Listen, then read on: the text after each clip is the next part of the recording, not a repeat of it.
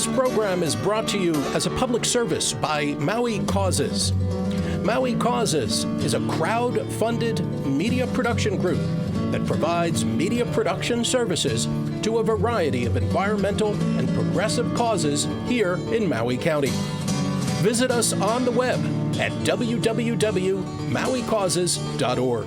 Welcome to another edition of Maui Causes and the Citizens Initiative television show here on our kakou. I'm Sam Small. Thanks in the studio to Todd Swan. We do this by the seat of our pants with no budget because we care. Maui is worth it. We'd love to have your support. If you would, go to mauicauses.org and see how it is that you can support this public media process. Very valuable in this community where there are so few voices that are unfiltered by the power elite. Who have an unnatural domination of the political and economic process by virtue of the plantations and the military occupation during World War II. We still suffer under a system that is extraordinarily consolidated in power. Very few people pull the strings behind the scenes to make things happen in these Hawaiian Islands. And most people come here thinking it's just another state. Well, anything could be further from the truth. It is not just another state. This is an oppressed society living here in Hawaii. The Hawaiian culture was outlawed. How many times has that happened to a society on this planet? Not all that many. And certainly in modern times is extraordinary. People moving here from the mainland think they're coming to just another state and that the government will work just like other governments do, and that is not the case. We have special circumstances here in Hawaii, and we're looking to change things up. That's what this show is dedicated for. And we are very thankful this political season to have a whole crew of political candidates for county council seats that are also looking to make some changes. And one of those candidates is with us in the studio here today. NAPUA Greg Nakasone, thank you so much for being here. You are a rich and deeply engaged cultural practitioner in the Hawaiian arts. Yes, if you would tell us a little bit about your background and then why County Council. I've been a komu hula, or a expert in hula for the past 20 years.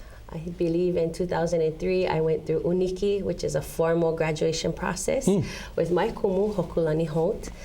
And so my sister and I have been teaching for the past 20 years in Upcountry, Maui. I think a lot of people underestimate the kuleana or responsibilities of a kumu hula. We do not only teach hula and oli and culture, but we also teach values. Sure. We teach community participation. We teach ho'ihi, respect, and we teach about the connection between man and this land that we come from. Through hula, ancient songs and dances, we keep alive the original names of places that have been lost or perhaps been given nicknames over the years. And these nicknames are also an attempt to erase the true value or true purpose of these places. Sure. So there are a lot of different layers to what a kumu hula does. And one of the things that is essential to every kumu hula and every halau is the ability to work with diverse communities. Most halau are open to the public. So we have students that come from every walk of life, every kind of income level, every kind of cultural background, religious background, and we need to be able to understand all of our students and able to enable us to bring them to a similar understanding. It's a lot of we're trying to teach. It's a lot of sensitivity. Extremely, a lot. And so that's one thing that I think is going to be extremely useful in leadership. Also, as I've been an educator in upcountry schools for the past 20 years, and I tell people I've taught in extreme, diverse settings. My first job was in the Hawaiian Immersion program at Kalama School in 1996. And from Hawaiian Immersion, I then went to Haleakala Waldorf. So very different. And then I taught at Kamehameha schools, and then I moved up to Seabury Hall. So very different communities to teach in.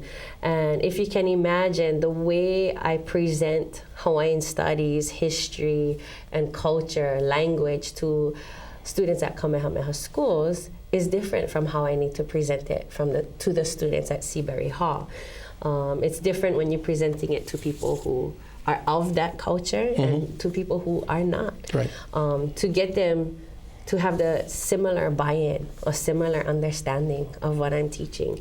And so I think that's something that is lacking in our leadership, the ability to walk in another's shoes, to walk a mile in another's shoes, the ability to say, we disagree, but I get where you're coming from, you know?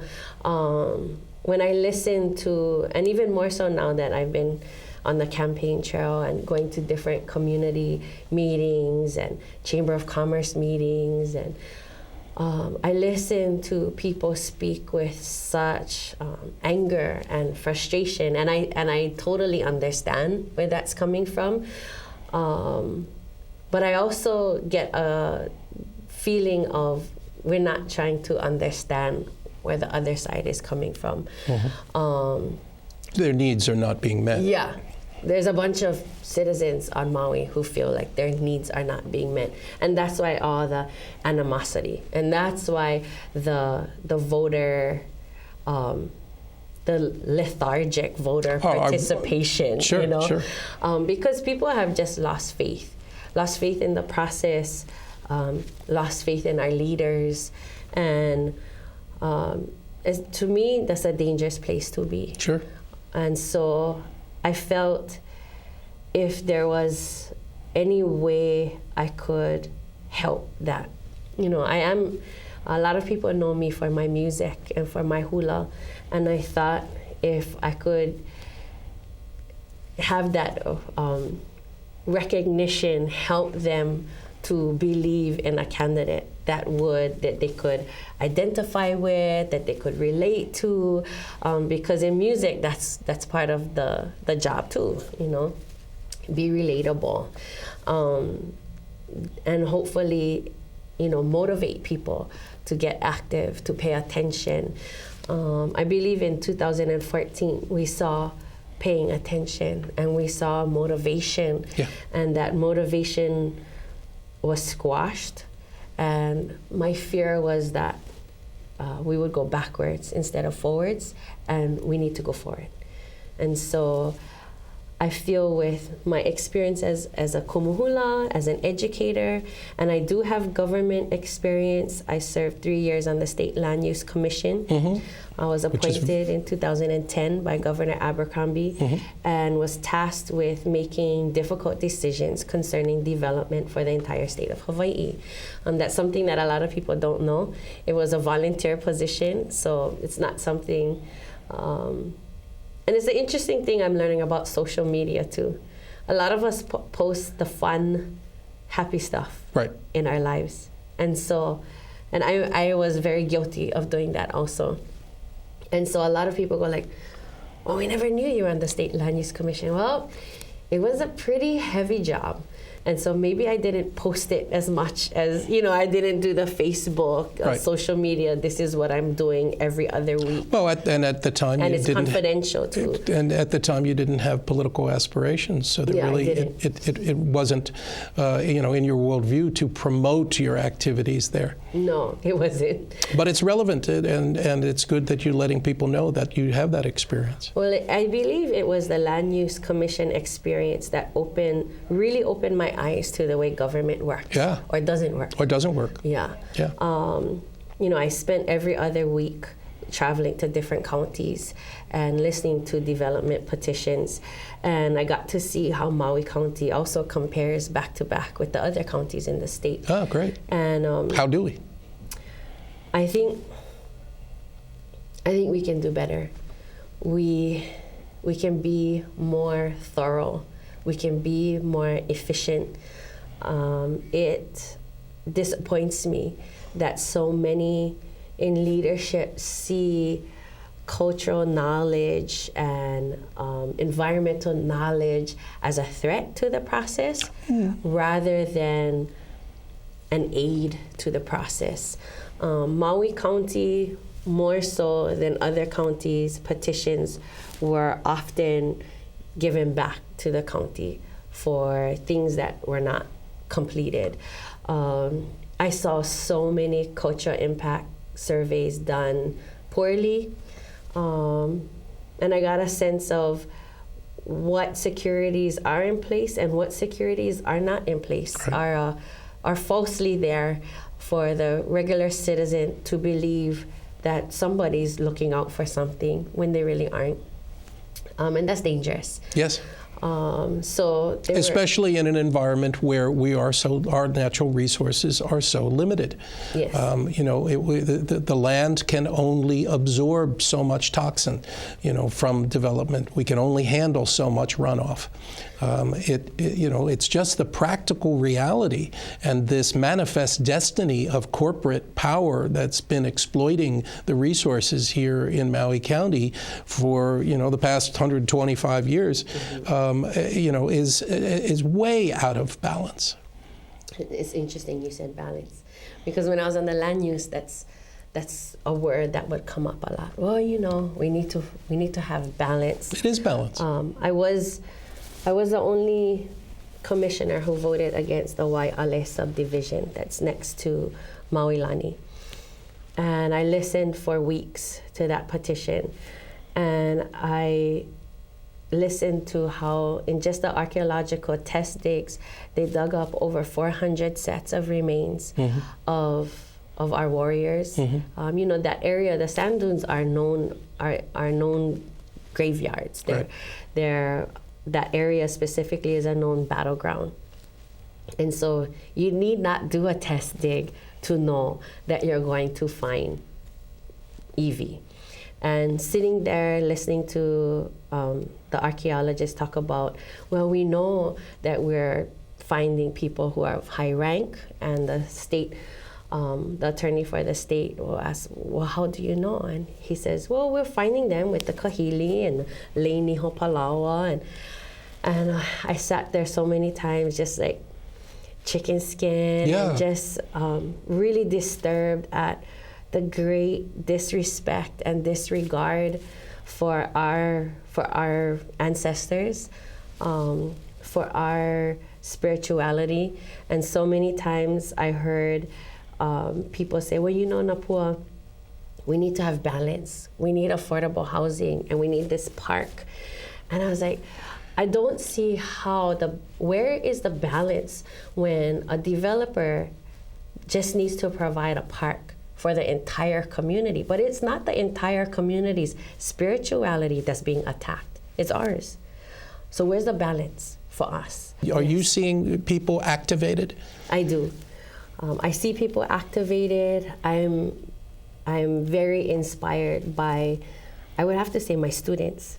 I've been teaching for 20 years, and so at this point in my career, I see my students coming back from college, coming back from living away and returning home. One, this is a generation that is equipped with the true history of this place. And most people living here, even if they're born and raised here, do not know. And that's not entirely their fault. Right. My mom, who's 72, has only learned the accurate history of Hawaii. We're still learning. Things are still being uncovered in ancient, in Hawaiian language newspapers and those kinds of credible sources. They're continuously being revealed to us today. But the complexity of Hawaiian culture before takeover. The complexity of our history. Right. So my mom, who's 72, is only learning the history of this place now, because she's an OHA trustee. Right. I brought her to Seabury Hall. I teach Hawaiian history, which is Hawaii's political history at Seabury Hall, and I brought her in to talk when we talked about, I teach about the Democratic Party's rise to power and the Kankan and the creation of OHA. And so I brought her in. My mom was the secretary to Governor Burns. Mm-hmm. And so a lot of information, a lot of experience she has during that time. And so I brought her in to talk with my students. And I asked her, has your view changed since you've become a trustee? And my mom, if anybody knows her, she's a tough lady. I mean, she is a tough lady. And I watched her with tears in her eyes, tell those students that her view has changed. Now with learning our history and learning who we truly were and are as a people, she sees that we very much deserve a place in this place. She said, when she told my students, when I was your age, when we were in school, they taught us about the pioneers. Nobody taught us about this place and our ancestors. We learn about the overthrow, and then it cuts to statehood. You don't know that after the overthrow, the Hawaiians organized and formed the first political party here in Hawaii. We don't know Willie Koki and those players in the first democracy. We don't know their names, and they are our heroes. We want a holiday for them because our children should remember those names. But I think it's changing, because now our students are learning this history, and it will continue to change. Mm-hmm. And I hear people say, like, NAPUA, don't you think it's time? Like, that was a long time ago. It's interesting to me how people think, and you mentioned the plantation, and it's interesting to me how people go like, Hawaiian, you guys kings and queens and whatnot, that's a long time ago. Shouldn't you guys move forward? Oh, we very much are moving forward. And it's interesting to me how there's such a great nostalgia for the plantation history. This and there's such a great feeling of loss and what will we do, and such sadness for a tradition that's fairly new compared to our tradition. Right. And I understand that also. My papa worked at the Paia Mill, and my Okinawan grandparents came here as immigrants and worked on the plantation also. So I understand. And many people, contemporary people, have a direct relationship to A and B that was very supportive. Yes. That A and B is not the A and B of today. Yes. And so, it's inspiring to see our young people rising up, being active, learning the process. When I was on the Land Use Commission, I was also inspired to learn which parts of our community pays attention, because there's not a lot of parts. No. And they don't make it easy to pay attention either. Voter registration in Lahaina is insanely low. Oh, yeah. Insanely low. People in Lahaina, please register to vote. It makes a difference. Well, I went to do a talk story in Lahaina, and they were like, what are you doing here? Right. You're from Upcountry. I'm like, but you vote for me. They're like, we do? They don't vote. That's the problem. So I'm like, yes, you do. You do. They can. Yeah. They can vote if we can get them registered.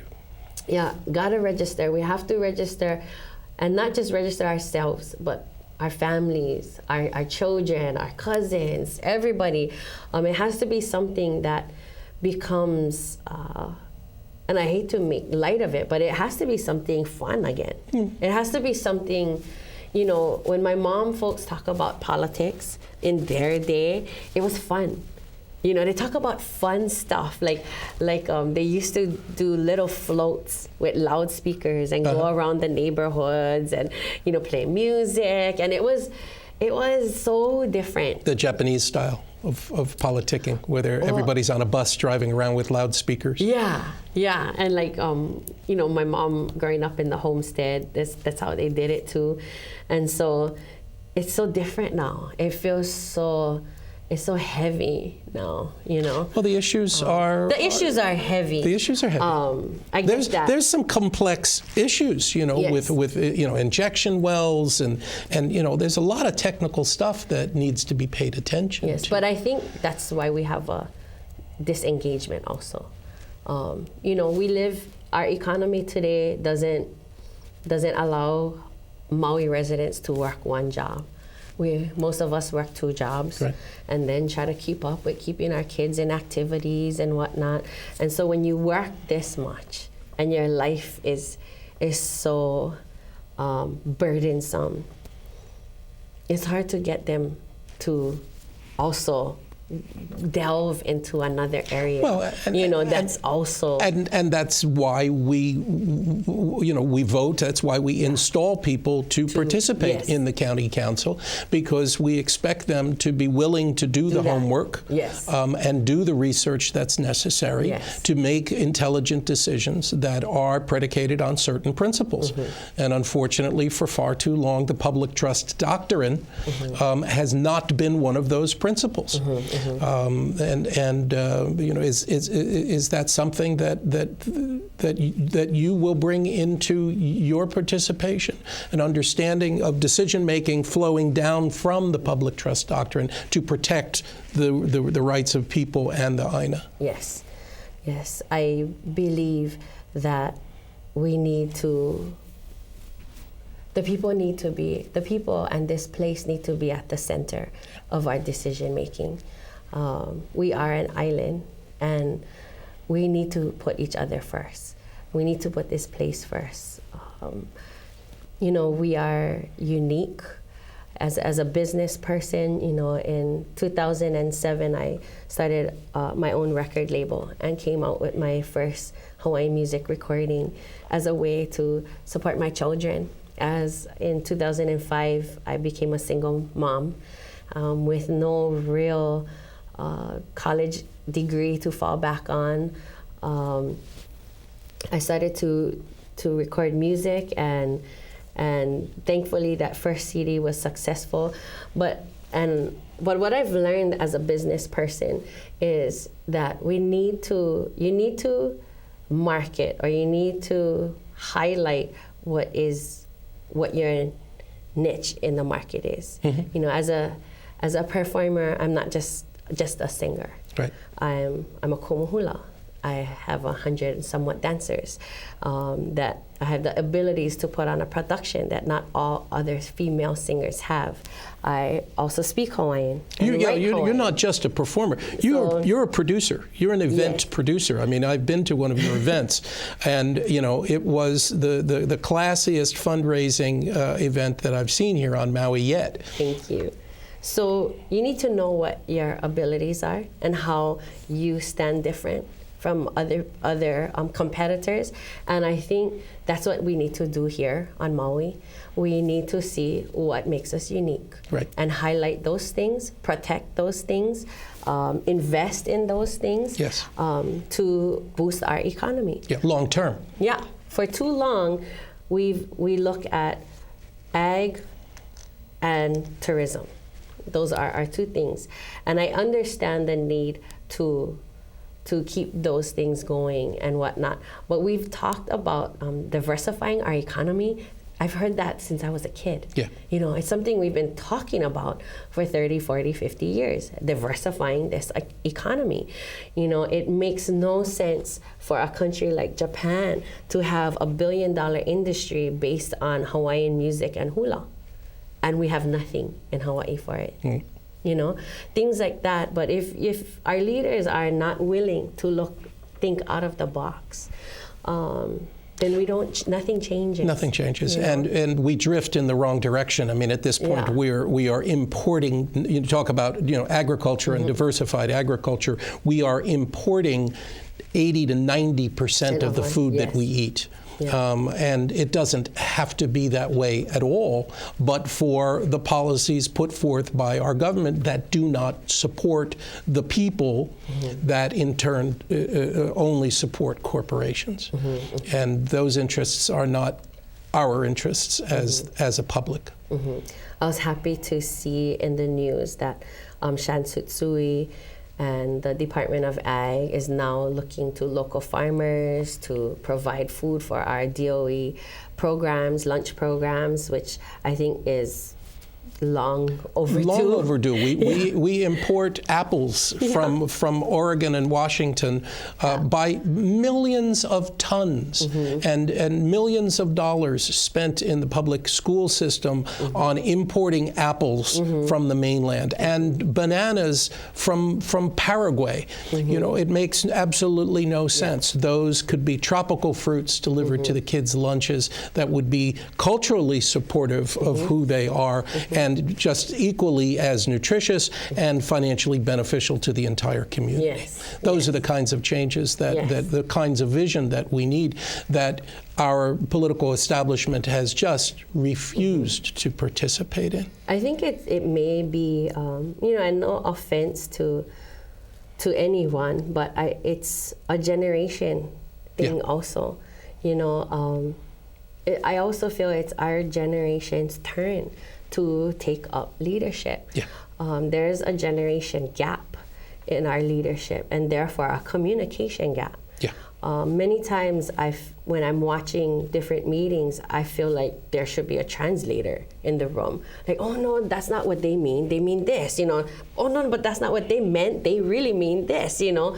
Like, there's so many different gaps in, and when there is a generation gap, there's also a gap in education, in experience, both ways. You know, younger people don't have the experience that our older leaders do have. But our younger leaders have updated education. You know, I just got my bachelor's degree in May. Oh, congratulations. Thank you. And so, you know, for the past 3 years, studying economics and society, studying anthropology of agriculture. If you study sustainable ag in a university today, then our struggles on Maui are not a surprise. Right. You know, but when I listen to our leaders, I think, wow, you know, they sound like our quest to know what's being put in our soil and air, and our, you know, need to know that our aina is safe and our children are safe is so far-fetched. Like, what are you guys worried about? They said it's safe. Right. You know, they said it's safe, so it's safe. Like, no, it's not like that.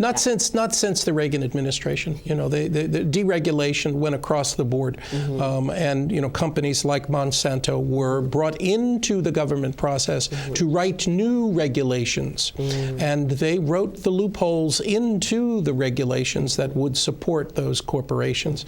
And since those days, also fueled by the Clinton administration, participation with corporate support to rewrite how business and politics are done in these United States. And we are seeing the results of that all the way up, you know, into the TPP, a global, you know, a trade partnership that is fully exploitational of the people on the ground, fully skewed towards the benefit of global corporations. And those are the kinds of pressures. You know, we say, you know, there are problems at different places all over the world in different communities, and somehow Maui seems to have them all. And so we're confronted with a level of change, and we have an opportunity in this election cycle to bring some of that change to fruition in this county. There are candidates like NAPUA that have come to the process because of your support 2 years ago, because of your support in showing up at community meetings on land development deals that were completely out of balance and should never have been considered in the first place, and have now been denied because of your support. Strip mall construction and development at Oluwahu come to mind. Those are things that were not right for this county. They're not right for your children to live with in the future, and we need to find a balanced, a better way, and we have an opportunity. Please check out these candidates. Please check out NAPUA Greg Nakasone and see what differences we can make. There's a primary election coming up in August 14th. You need 15th. 13th, Saturday the 13th. Thank you, I said it wrong. Saturday the 13th, and voter registration deadline in July. July 14th is the deadline to be registered to vote. And you can walk in to vote. You don't necessarily have to wait for that day. You can go to county office and vote early. You need to be registered to vote, but you can go in and vote early. There's a lot of ways to get it done. Please participate. It is your island at stake. It is your children's future here that is at stake. Thank you very much. Mahalo. NAPUA, thank you for being here, and thank you, audience, for watching our show. Again, join us next time, and check us out on the web also at mauicauses.org. Aloha. Mahalo. This program is brought to you as a public service by Maui Causes. Maui Causes is a crowd-funded media production group that provides media production services to a variety of environmental and progressive causes here in Maui County.